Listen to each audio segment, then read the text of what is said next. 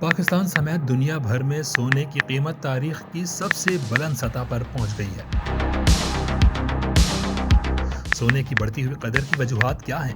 یہ قیمتی دھات کون خرید رہا ہے؟ کیا یہ سب سے محفوظ سرمایہ کاری ہے؟ کیا واقعی دنیا اپنے ڈالر کے ذخائر کو سونے سے تبدیل کر رہی ہے؟ دنیا میں کل کتنا سونا ہے اور اس سے جڑی روایت کیا ہے؟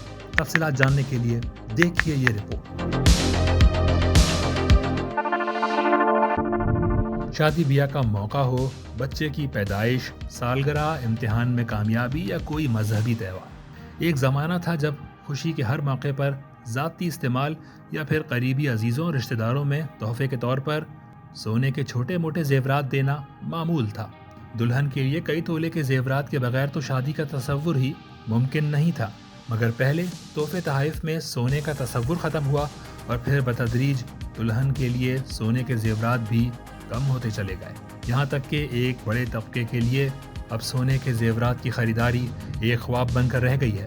تو پھر سوال یہ ہے کہ سونا کون خرید رہا ہے اور ریکارڈ قیمت کے باوجود اس کی مانگ میں اضافہ کیوں ہو رہا ہے؟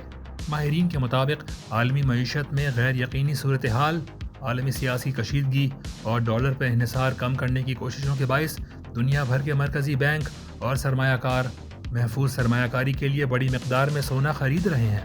عالمی گولڈ کونسل کے مطابق اس وقت سونے کی خریداری ریکارڈ سطح پر ہے۔ بی بی سی کی ایک رپورٹ کے مطابق پاکستان میں سونے کی تجارت سے منسلک افراد ملک میں سونے کی قیمت میں اضافے کی وجہ بین الاقوامی مارکیٹ میں سونے کی قیمت میں اضافے کو قرار دیتے ہیں۔ ان کے نزدیک یہ اضافہ بنیادی طور پر امریکہ اور چین کے درمیان شدت پکڑتی تجارتی جنگ کا نتیجہ ہے، جس میں نئے ٹیرف لگنے سے کشیدگی میں مزید اضافہ ہوا ہے۔ ماہرین کے مطابق سونے کی قیمت میں حالیہ اضافہ امریکہ اور نیٹو کے درمیان گرین لینڈ کا تنازع ہے، جس نے مالیاتی اور جغرافیائی سیاسی غیر یقینی پیدا کی ہے۔